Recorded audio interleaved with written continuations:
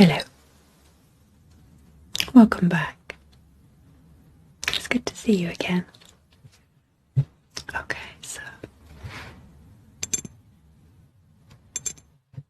today is our 18th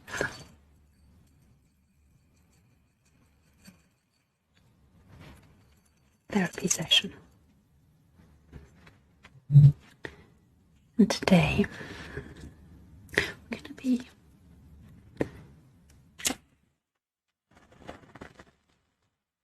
looking at something a little different.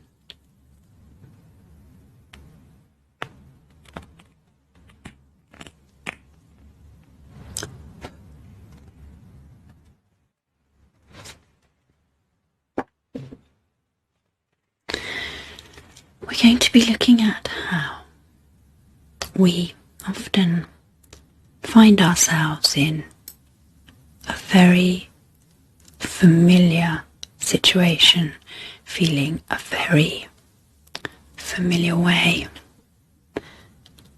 And we have a sneaky suspicion that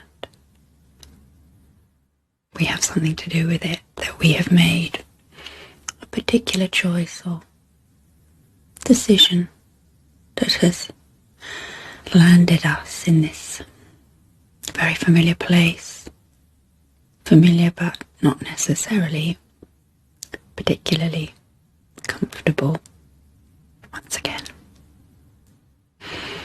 But before we do that, if you would like a reminder of what we talked about in the last session, you can watch it here.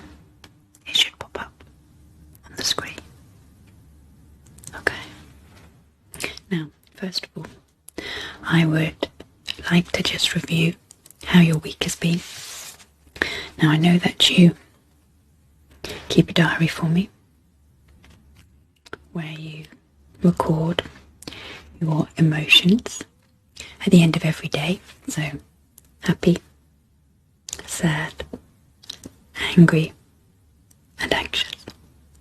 And you also try to identify the thoughts that seem to have triggered those emotions. Remember, we talk a lot about how it's not the event, the thing that happens in our external environment that has the power to make us feel a particular way. It's the way that we think about that event that makes us feel a particular way. So our thoughts are pivotal in our mood, which, you can feel slightly uncomfortable about, because that then means our emotions are generated from within us. We are responsible for how we feel. But that responsibility does put us in the driving seat. It really is the only thing that we have control over, ourselves and what comes from within us. Okay, so is that your diary there? Can I take a look? Okay. Let's have a look. Here we go. Okay.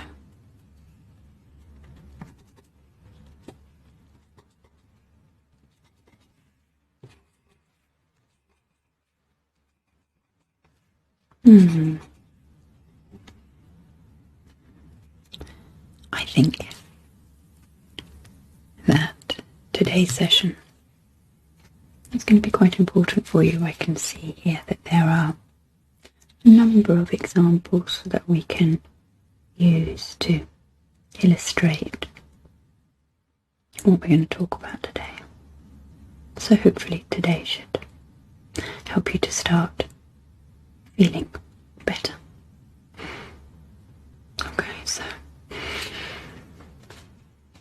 as I said, this is something that we all do, all of us, me included.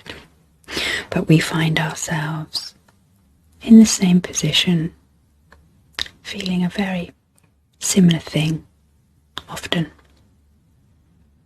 And if we pause for a moment, think about it, we're honest with ourselves, we'll probably come to the conclusion that we had something to do with it. So, just looking at your diary here, there's a few examples. You're always running a little bit late. You often take on too much, then end up feeling really very overwhelmed. Or you take on something that feels too challenging and then you end up procrastinating, which then makes you feel very anxious and very low. The other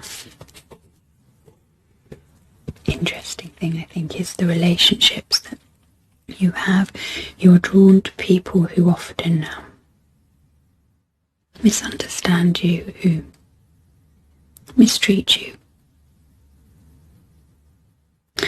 And you have a tendency to push your needs to one side in preference of other people, eager to please. And I think sometimes the people that you have relationships with also ignore and criticise you.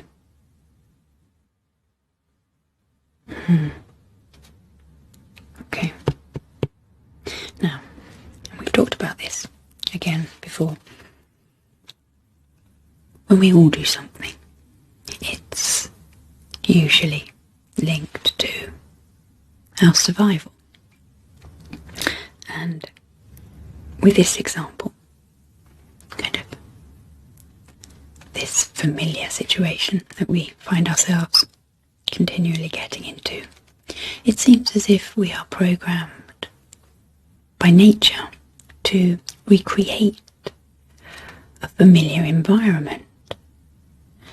Now, for our ancestors, this was really important for their survival, because if their environment, and we're talking here about the external environment, if that was familiar to them, it was easier to protect themselves.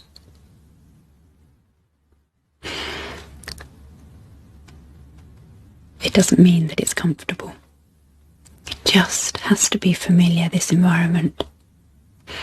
Now, evolution, as I'm sure you're aware, is a very slow process. So what was relevant for our ancestors may not now be relevant for us, yet we retain that tendency because evolution is such a slow process. Now, for us today, the familiar environment could well be an external environment, but the way that we live our lives, the challenges that we face, often this familiar environment is that we are recreating as an internal one. So we're talking about feelings. So your familiar environment may be to feel anxious or angry, rejected, lonely, or depressed.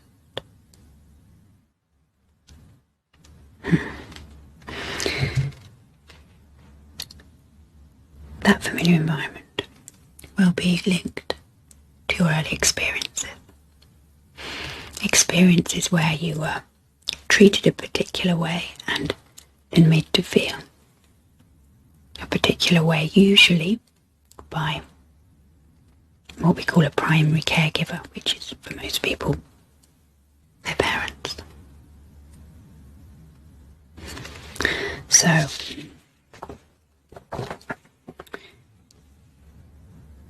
what happens is, by recreating this familiar environment, this environment that you became familiar with as a small child, you are constantly,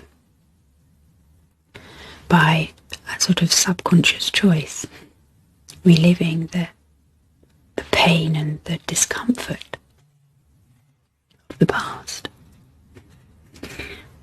preventing yourself from moving forward and finding peace and happiness. Now, what do we do? So, begin. Step 1 is to identify your familiar environment.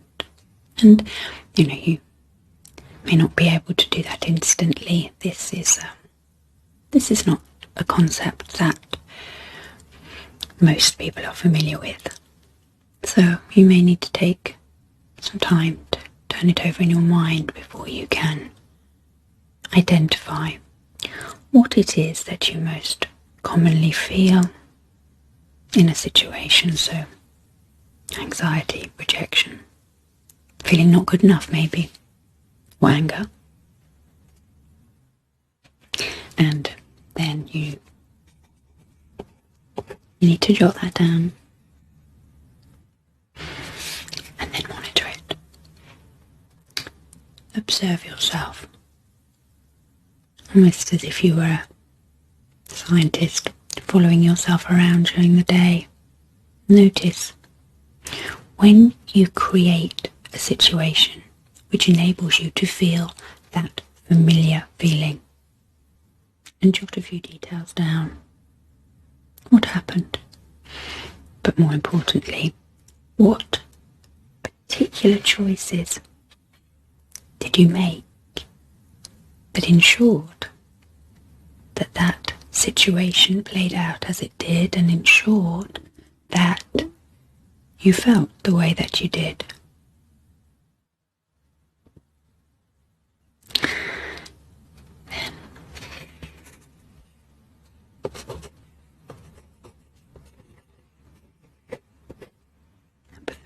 Step 3, think about what you could have done differently in that particular situation. What were the alternate paths? What were the other choices that were available to you at that time? So you draw the other options into your awareness. Sometimes when we are so used to recreating a particular environment and a particular feeling within ourselves, we're not able to easily see the alternatives. That path is so well trodden. All the others, well, they've never been used or haven't been used for ages, so they've almost become a bit overgrown. So what we need to do is obviously clear these other paths, so at the decision point you actually have some real and genuine alternatives. And I want you to repeat this. So every time you identify the situation, afterwards you record it, you jot down a few details, and you record your alternatives. I'm going to take a very gentle, shall we say, example from your diary to illustrate this. I like this one because it sort of involves me a little bit. So, you're always a little bit late for therapy, and we've talked about it before. And you described last week how you will be on your way, and you've maybe parked your car, and you've got your ticket, and you check your watch. You're making good time. But then something pops into your mind. Oh, I've maybe got time to pop to the shops and pick up that, or get myself a coffee, or check my emails. And you make a choice that then delays you and makes you late, so that you then feel a little bit anxious and a little bit guilty, always arriving a bit late for therapy, having in your mind that you're keeping me waiting, concerned that I may be judging you negatively for that. Because that's your familiar environment, one in which you feel a little bit anxious and a little bit guilty, always placing yourself in a position where you have to apologise and feel not quite good enough. And I think that's a good example because you're often on time, but you are drawn to recreate a familiar environment like your ancestor who was maybe defending their property, their cave even. They recreate a familiar environment to make that easier for themselves because it's familiar. Your landscape is different because we live our lives very differently now. You don't have to defend your dwelling, but you're still drawn to recreate a familiar environment, which is your anxiety. So you could jot that down, and then what this does is it makes you a little more aware, because these choices that you're making to get a coffee or check your emails or pop to the shop are kind of automatic, sort of subconscious. So by starting to record these instances, you're bringing them into your conscious awareness. So in that moment, as you check your watch and you see, I've got plenty of time, and you feel yourself then, you're aware of that urge, you're aware of yourself being drawn to create that familiar environment again where you can feel anxious and guilty because you're late. You think, oh, I can feel that, but you know what, this time I'm not going to follow that path. I'm going to follow this path over here, which takes me straight to therapy on time. And this is about practice. The more you go through this process, where you retrospectively kind of re-script what has happened, the more you begin to clear those other paths that are available to you, the ones that don't lead you to feel unsettled and anxious and guilty.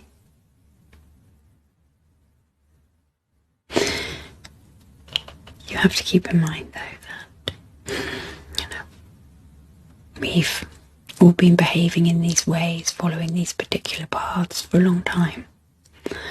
Change is not going to occur overnight, so we have to be patient with ourselves when we're trying to make a change, but particularly, I think, when we're trying to change a long-standing pattern.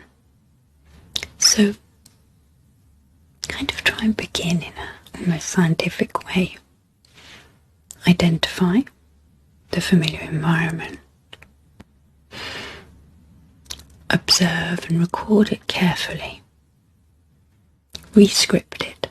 So, what would be the alternate ways of dealing with this? Because there may be more than one. Continue to do this, and what you'll notice is that eventually, at the decision point, you will be fully aware of what is happening or is about to happen, and able, despite the pull, excuse my tummy, it's very rumbly, the pull to go towards your familiar environment, you will be able to choose a different path for yourself. And every time you do that, you are creating a different future for yourself. No longer stuck in the pain and discomfort of the past, but creating a future in which you can feel lighter, happier, and most importantly, good enough. And also be on time for therapy. Okay. I think that change is hard, and in these sessions I suggest many changes that you can make, and that can in itself create a little bit of anxiety. But keep this in mind. Change is a bit like climbing a mountain. It's hard work. And you can see that the peak, your destination, is quite some way off. But you don't have to get to the top of that mountain to start appreciating the views. Okay, so what I'd like you to do this week then is to obviously keep your diary going, where you're recording your emotions and your thoughts. This is very important way to keep an eye on yourself, review how you're doing, but also to step back and think about things in a different way, a way that enables you to make different choices. But I'd like you to start this monitoring process as well after you have identified your particular familiar environment, and start to work through the exercise that I've suggested today. It can make quite a big difference to how you feel. Okay, so we can talk about this a little more next week. Next week we're going to build upon this idea. Okay, so it was nice spending time with you today. I hope that you are able to enjoy whatever it is you are doing next. And I will see you at the same time next week. You take care of yourself.